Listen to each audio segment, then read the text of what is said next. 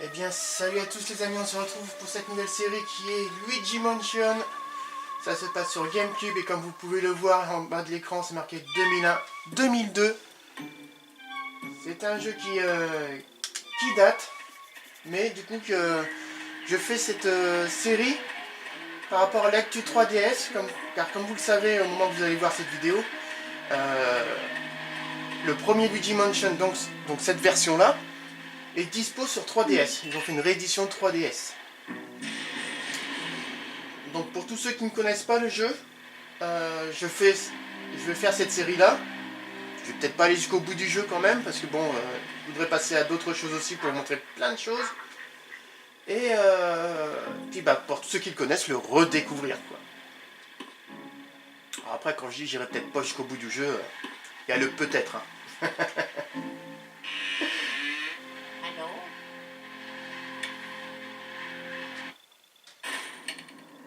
Donc ce jeu-là, c'est le premier jeu sorti sur GameCube.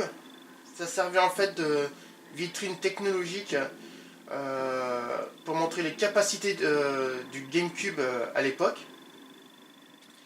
Et là où c'était pas mal, c'est que du coup, ce qu'on avait, c'est que pour la première fois, on avait Luigi qui était le héros.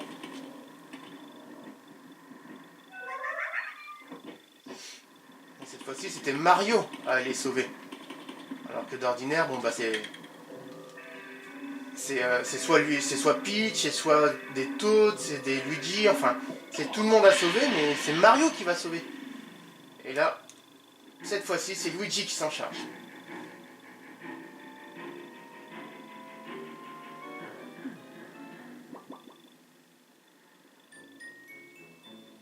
Alors j'ai vu des commentaires sur Facebook et sur YouTube disant ouais c'est pas un vrai jeu d'horreur, etc. Non, c'est pas un vrai jeu d'horreur, faut le prendre dans le contexte aussi. Que là ça joue sur les réflexes, ça fait sursauter, c'est tout, mais ça joue sur les réflexes au niveau capture de fantômes. Donc ce n'est pas un jeu d'horreur, il n'est pas à classer dans les jeux d'horreur. Ça, faut bien se mettre d'accord. Par exemple, ça n'a rien à voir avec un Resident Evil, un Silent Hill, j'en passe et des meilleurs, quoi.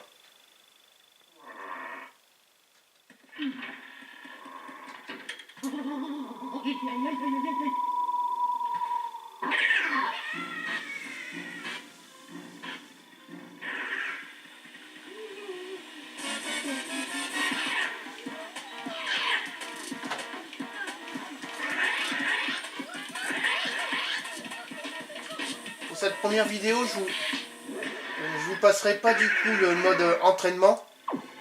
On ira directement s'attarder au jeu en lui-même. Parce que j'ai préparé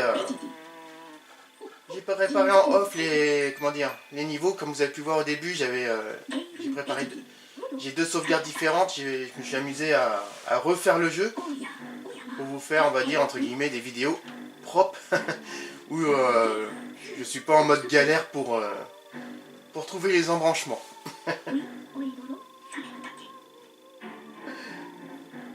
Niveau lecture, je vous laisse le faire. J'espère que c'est assez visible, sinon je vais régler la luminosité. Et comment? Mais sinon, non, voilà, ça va être parfait.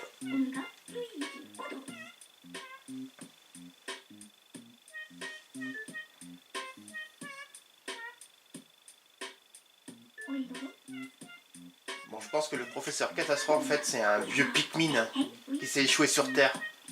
Vous voyez, il a qu'un cheveu sur la tête comme un Pikmin. Il resterait plus que qu'il ait une fleur, et alors là, ça serait le top.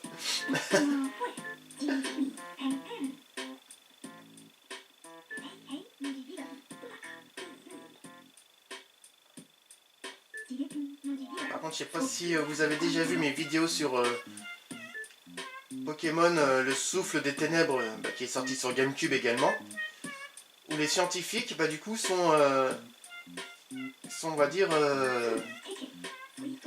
mis sur le même modèle, quoi, avec la blouse blanche, le cheveu, les lunettes, c'est exactement pareil.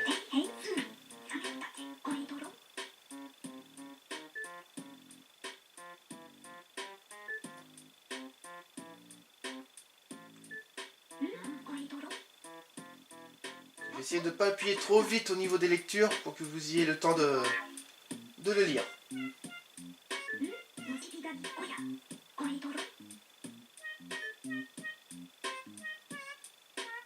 Donc voilà, ça va être à Luigi de sauver du coup Mario.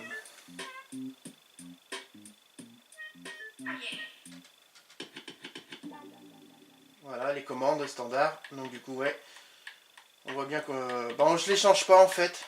Et ce que j'aurais bien aimé c'est avoir la possibilité d'inverser le sens de caméra au niveau du stick C. Donc pour quand on contrôle l'aspirateur. C'est un truc qu'à l'époque n'était pas dérangeant, mais depuis on se rend compte que quand on se replonge dedans, c'est un tout petit peu gênant.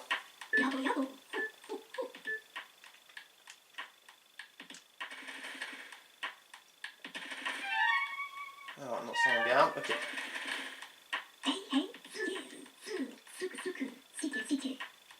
Ça c'est la partie qu'on n'a pas trop le choix ça. Donc je le passe vite fait, pour nous aider à comment attraper les fantômes.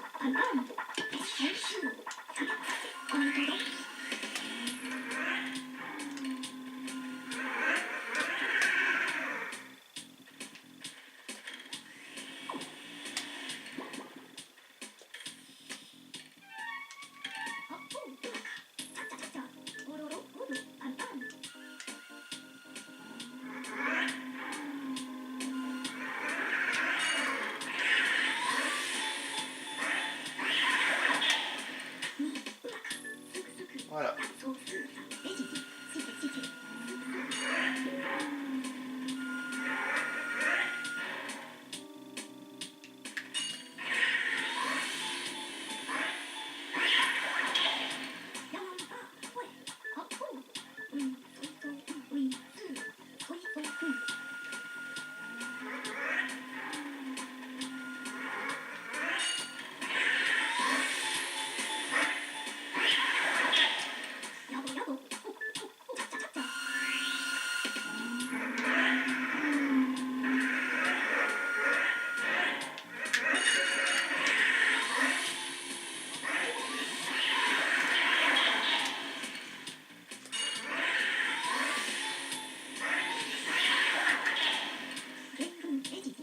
Voilà, vous avez compris le principe.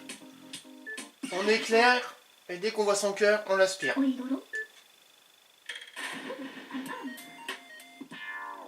Ça fait une belle parodie de du coup SOS Fantôme quoi. Ouais,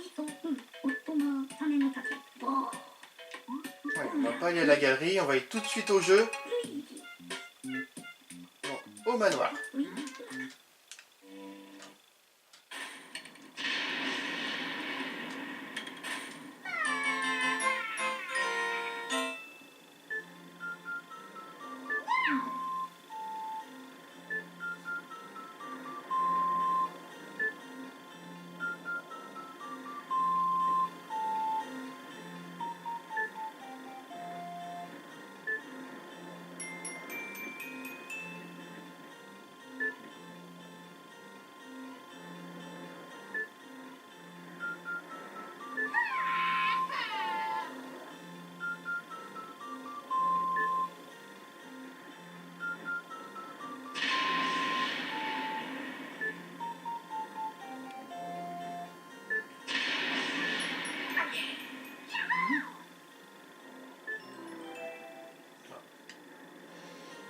Et dans ce jeu-là, du coup, non seulement on va sauver Mario, enfin, le but du jeu c'est de sauver Mario, mais en plus, il va y avoir d'autres quêtes secondaires, dont une principale, c'est-à-dire de ramasser le plus d'argent possible.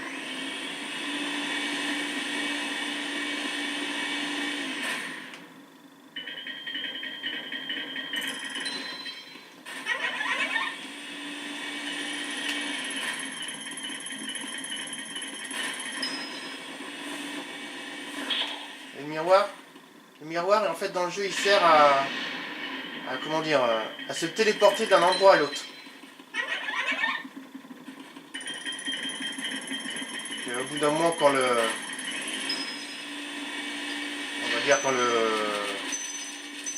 on a découvert quand même assez bien le manoir, bah, c'est assez pratique de se dépêcher, de se déplacer comme ça, sans galérer quoi. Donc c'est bien de bien fouiller tout partout, pour essayer de récupérer le maximum d'argent. Parce qu'à la fin, du coup, il y a une surprise par rapport à la somme récupérée pendant tout le jeu. On fouille tout partout.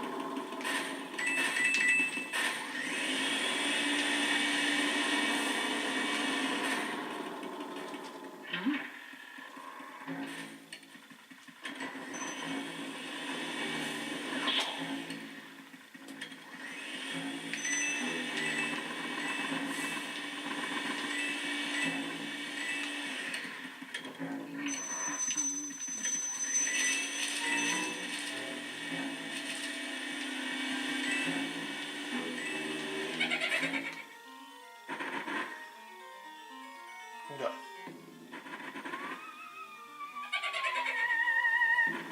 Ils sont pas contents que j'ai éteint les bougies.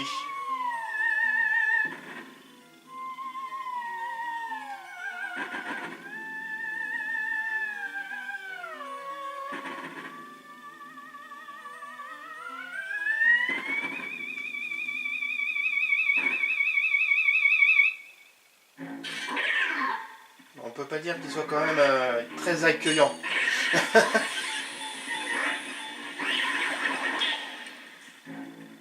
Voilà.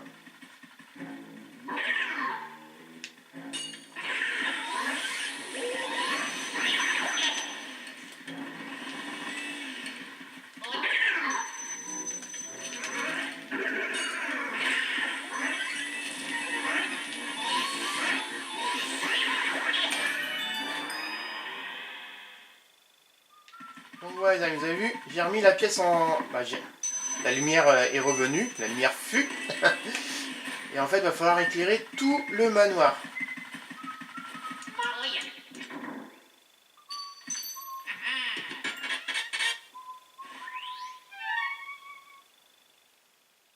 Donc à chaque fois qu'on récupère une clé, ce qui est bien, c'est qu'il nous indique où, enfin, quelle porte ça ouvre. Et ça, c'est assez pratique.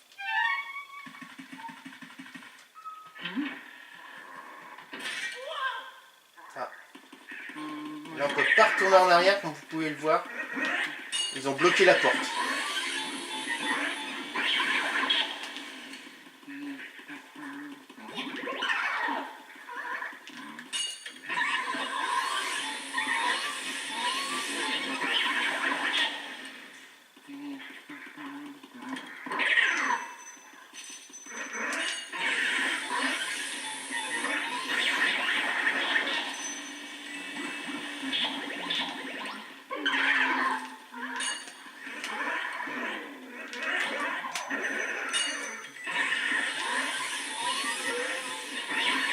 Alors le jeu en soi n'est pas trop compliqué, il se termine assez rapidement et là où c'est bien, c'est que ça nous permet de le refaire afin d'améliorer notre score à chaque fois et surtout au niveau de l'argent récupéré. Et l'argent, il y en a tout partout, il y en a dans les lustres, dans les meubles, partout.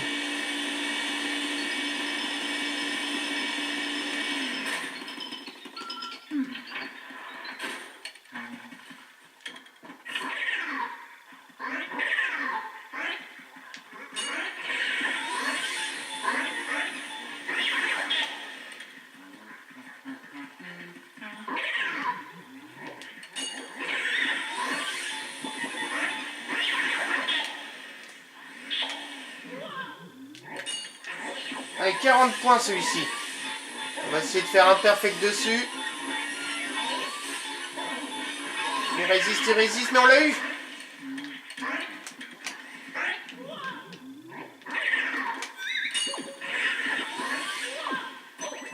Et oui, le coup de la banane, on connaît depuis Mario Kart.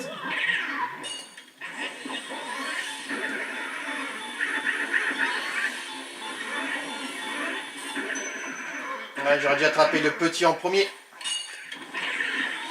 Ça m'apprendra.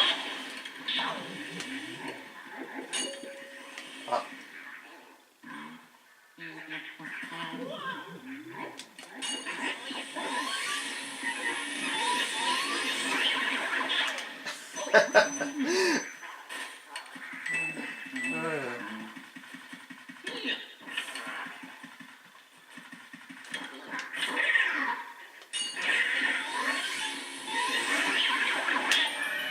Voilà. Donc la clé, bah, pour l'attraper, il faut tout simplement l'aspirer. Voilà.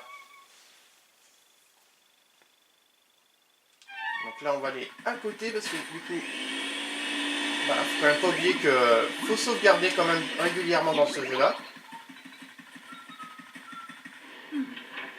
C'est assez pratique.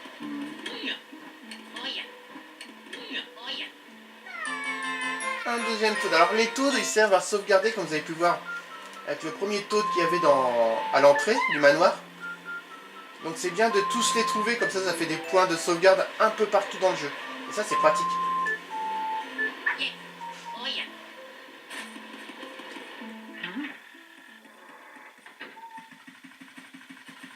Donc là on va retourner là où on a ouvert.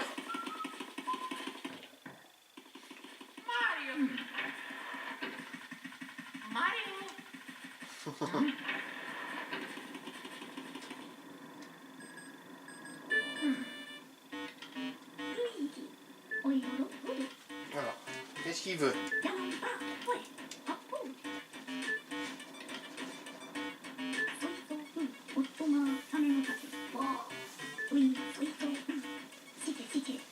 Voilà, il va falloir user de stratégie pour pouvoir savoir et tout.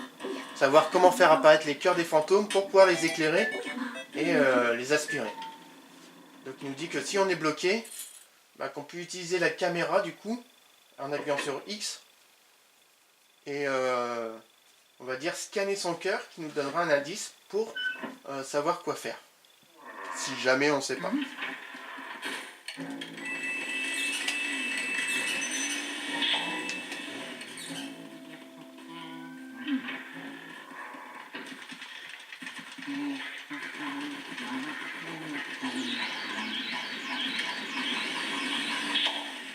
Alors ce qu'il voulait dire le professeur, c'est que quand on se met comme ça,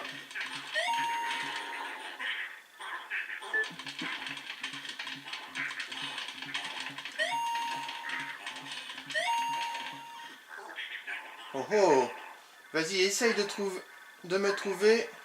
Si je te vois et toi tu ne me vois pas. Ok. Après les indices non plus, voilà. Mais il suffit de du coup souffler. Vous avez vu, son cœur est apparu. Quand j'augmente la température.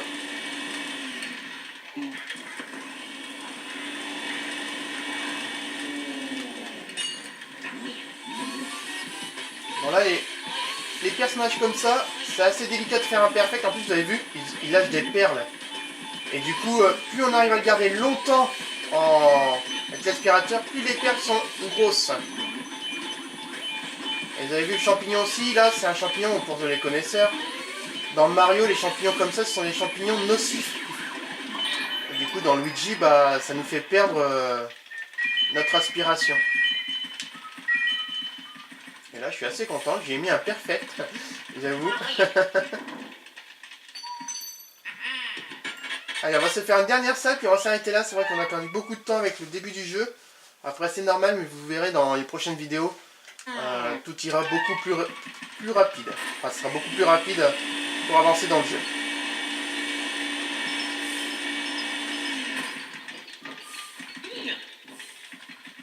Donc sur ce, les amis, je vous souhaite bon jeu. Et je vous dis à très vite pour une prochaine vidéo. Allez, salut!